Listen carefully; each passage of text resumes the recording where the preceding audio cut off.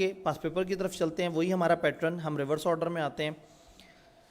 Describe the provision of contract act 1872 related to following rules of compensation for loss और damage cause by breach of contract. Breach of contract से जो loss या damage के rules हैं वो बताएं। 5 number का सवाल है, कुछ नहीं का ऑर्डिनरी बताएं, कुछ नहीं का स्पेशल बताएं। इवन ये भी नहीं बताया कि आपने रिमोट का जिक्र करना है या नहीं करना।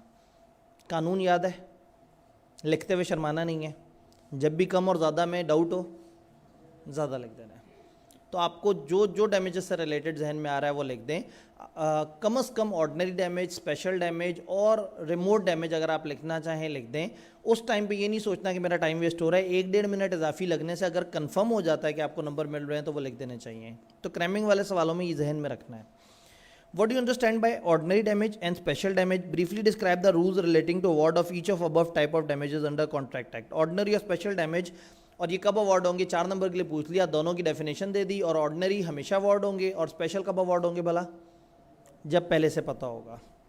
सलीम एक कॉन्ट्रैक्ट में एंटर होता है 5 वहीकल्स लेने के लिए पी लिमिटेड से, which were to be delivered in month of Feb के महीने में 5 व्हीकल्स डिलीवर होनी है। सलीम ने Majid Salim also entered into another contract for onward sale of these vehicle to Jabbar limited. Salim ने इसको कहा कि तुमने मुझे फरवरी के महीने में जो है वो डिलीवर करनी है व्हीकल्स, और फिर जब व्हीकल मिल जाएंगी तो इसने आगे किसी और के साथ भी तय किया हुआ है कि वो जब्बार लिमिटेड को वो वाली व्हीकल्स बेच देगा। However, PL refused to deliver the vehicle as contracted. जिस दिन उसको मिलनी थी व्हीकल्स उस दिन उसे नहीं मिली। Salim had to buy the vehicles from another supplier at extra cost of 2 million. उस दिन मार्केट में उसको किसी और बंदे से 2 मिलियन इजाफी पे वो गाड़ियां खरीदनी पड़ गई। ऑर्डिनरी डैमेज समझ आ रहा है?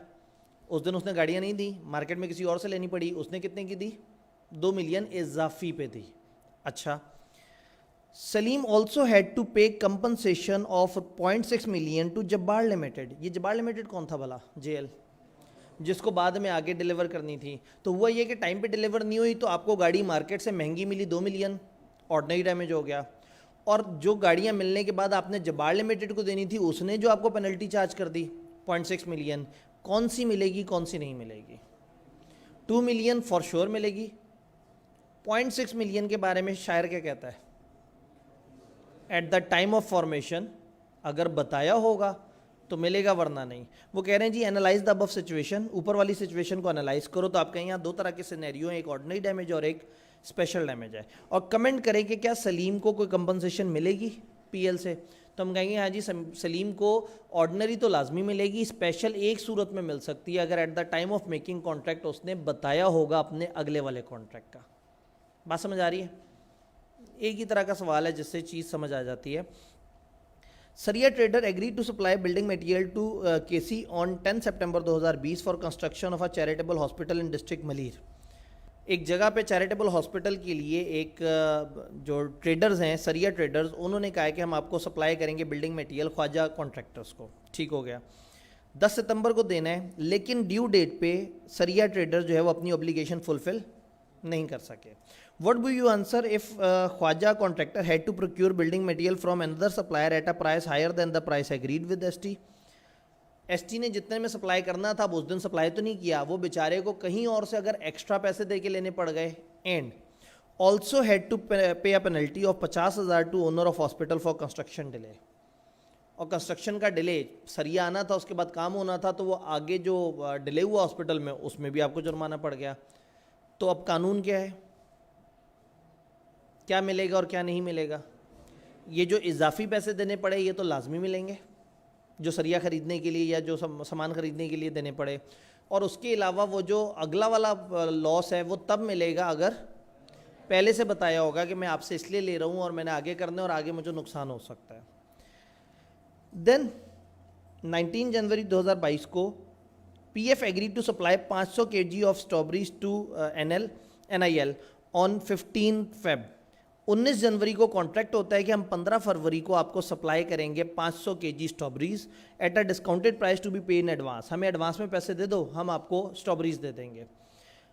NIL ने एग्री कर लिया और अमाउंट एडवांस डिपॉजिट करा दिया 20 जनवरी को ही। बहुत अच्छे लोग हैं।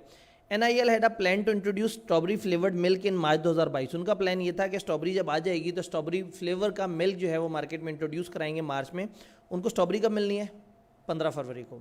तो मार्च में उन्होंने स्ट्रॉबेरी फ्लेवर्ड मिल्क जो इंट्रोड्यूस करने का सोचा है।